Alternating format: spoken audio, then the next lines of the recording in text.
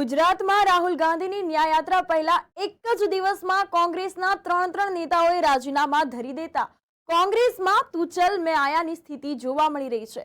કોંગ્રેસના પૂર્વ દિગ્ગજ નેતા અર્જુન મોઢવાડિયાએ રાજીનામું આપ્યું, ત્યારબાદ પોતાની પ્રતિક્રિયા આપી હતી। લોકસભા ચૂંટણી 2024ના માહોલ વચ્ચે ગુજરાત કોંગ્રેસને મોટો ફટકો પડ્યો છે। કોંગ્રેસના દિગ્ગજ નેતા અર્જુન મોઢવાડિયાએ ધારાસભ્ય પદેથી રાજીનામું આપી દીધું છે। તેમણે પક્ષના પ્રાથમિક સભ્ય પદેથી પણ રાજીનામું આપી દીધું છે। પૂર્વ કોંગ્રેસ પ્રમુખ અને પોરબંદરથી ધારાસભ્ય અર્જુન મોઢવાડિયાએ વિધાનસભાના અધ્યક્ષ શંકર ચૌધરીને મળીને ધારાસભ્ય પદેથી રાજીનામું આપ્યું છે। ગુજરાતમાં અર્જુન મોઢવાડિયાની કોંગ્રેસમાંથી વિદાયને પાર્ટી માટે મોટો ઝટકો માનવામાં આવી રહ્યો છે। પાર્ટી છોડ્યા બાદ અર્જુન મોઢવાડિયાએ પત્રકાર પરિષદ કહી ખુલીને વાત કરી હતી। તેમણે કહ્યું છે કે યુવા કાળથી કોંગ્રેસ સાથે જોડાયેલ હતો, કપરા સમયમાં જવાબદારી સંભાળી હતી, થોડા સમયથી ગુંગળામણ અનુભવી રહ્યો હતો। છેલ્લા અનેક વર્ષોથી કોંગ્રેસ પક્ષના આર્થિક અને સામાજિક બદલાવ લાવી શક્યો નહીં, તે બદલ આ પગલું ભર્યું છે। અહીંયા આજે મેં પોરબંદરના ધારાસભ્ય તરીકે રાજીનામું આપ્યું છે અને કોંગ્રેસ પક્ષના તમામ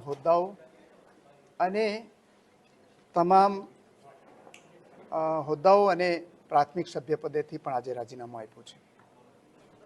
કોંગ્રેસમાં હું 1982માં જ્યારે મારો વિદ્યાર્થી કાળ હતો એ વખતે જોડાયો હતો।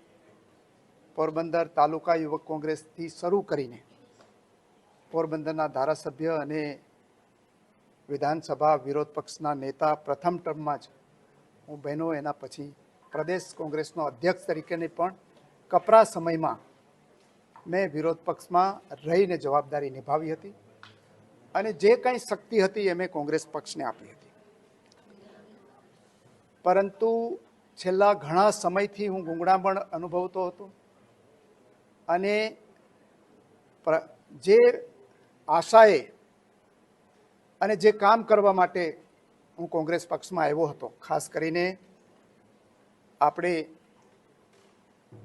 દેશને રાજકીય આઝાદી મહાત્મા ગાંધીજીની આગેવાનીમાં 1947માં મળી, પરંતુ મહાત્મા ગાંધીએ પોતે પણ કહ્યું હતું કે આર્થિક અને સામાજિક આઝાદી મેળવવા માટેનું ધ્યેય હજી પ્રાપ્ત કર્યું નથી અને એ ધ્યેય માટે થઈને હું કોંગ્રેસ પક્ષમાં જોડાયો હતો અને એ મુદ્દાને જ કારણે મને પોરબંદરમાંથી મત વિસ્તારમાંથી ત્રીજી વખત ચૂંટીને મોકલ્યા છે।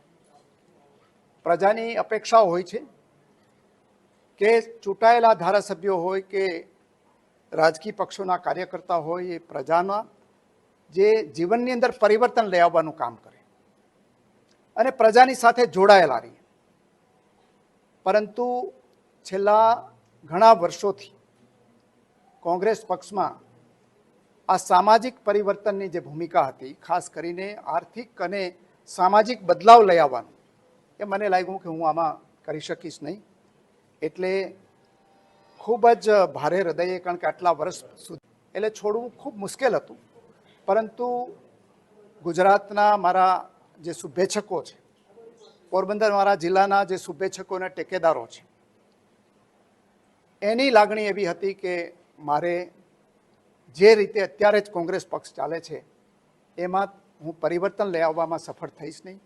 એ કારણોસર મેં આજે કોંગ્રેસ પક્ષના પ્રાથમિક સભ્યપદેથી અને જે પક્ષના નિશાન ઉપર હું ચૂંટણી જીતેલો એ વિધાનસભાના સભ્ય તરીકે પણ રાજીનામું આપ્યું છે અને આ મારી રાજકીય સફરની અંદર દેશનું જે નેતૃત્વ હતું એનો પણ આ લડાઈની અંદર મને સહયોગ મળ્યો। સ્થાનિક મારું નેતૃત્વ કોંગ્રેસ પક્ષનું હતું, એને પણ મને મદદ કરી અને મને હજારો કાર્યકર્તાઓ હતા, એણે પણ આ હંમેશા મારી સાથેની શુભેચ્છા રહી। આ બધાનો હું આભાર માનું છું।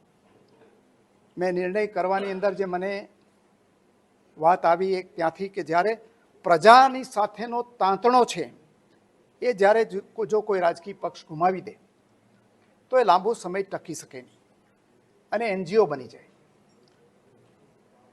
અહીંયા દેશના લોકોની એક આશા હતી કે રામ મંદિર બંધાય અને કોંગ્રેસ પક્ષે પણ નક્કી કરેલું હતું કે બંધારણીય રીતે સુપ્રીમ કોર્ટના ચુકાદો આવ્યા પછી એનો સ્વીકાર થાય. એ પ્રમાણે થયું છતાં પણ પ્રાણ પ્રતિષ્ઠા મહોત્સવનું આમંત્રણ મળ્યું, એ આમંત્રણ ઠુકરાવવામાં આવ્યું.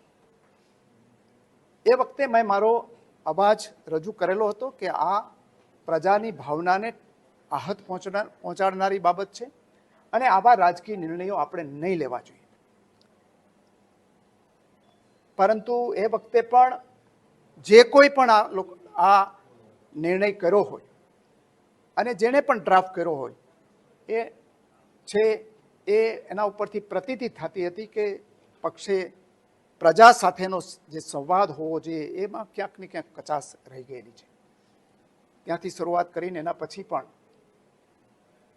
આ બધી બાબતો વારંવાર મેં સમજાવવાની અથવા તો મારો સંદેશ પહોંચાડવાની કોશિશ કરી હતી, પણ એમાં મને સફળતા મળી નહોતી. આખરે મેં એનાથી આગળ વધીને આજે રાજીનામું આપી અને જ્યાં મારા મત વિસ્તારના લોકો છે, ગુજરાત રાજ્યની જનતાએ પણ મને અપાર પ્રેમ આપ્યો છે. ગુજરાતે હંમેશા સક્ષમ નેતૃત્વ આપ્યું છે. એ સક્ષમ નેતૃત્વની સામે રહીને પણ મને પ્રજાના સહયોગ મળ્યો હતો અને આજે મારું જે આ બંધન કોંગ્રેસ સાથેનું હતું એમાંથી મુક્ત થયો છું. અને મુક્ત થતી વખતે હું થોડો રિલીવ થયેલો અને થોડો મુક્તિ અનુભવતો હોય એવું મને લાગે છે.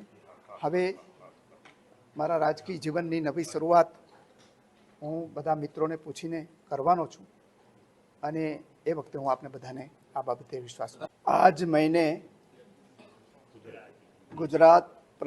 गुजरात कांग्रेस के हर पदों से, ऑल इंडिया कांग्रेस कमेटी के हर पदों से और प्राथमिक सदस्य से मैंने आज रेजिग्नेशन दिया है. और साथ साथ जो मैं आज जिस पार्टी की टिकट से एमएलए बना था वो पोरबंदर के धारासभ्य पद से भी मैंने इस्तीफा दे दिया है.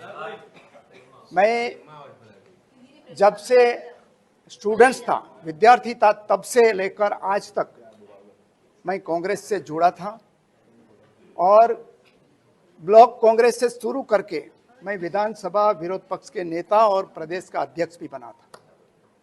मैंने पार्टी को खून पसीना देकर पार्टी को मजबूत करने की कोशिश की, लेकिन पिछले कुछ सालों से जिस कल्पना से मैं कांग्रेस ज्वाइन किया था कि मैं कांग्रेस में रहकर मैं आर्थिक और सामाजिक परिवर्तन जनता में ला पाऊंगा.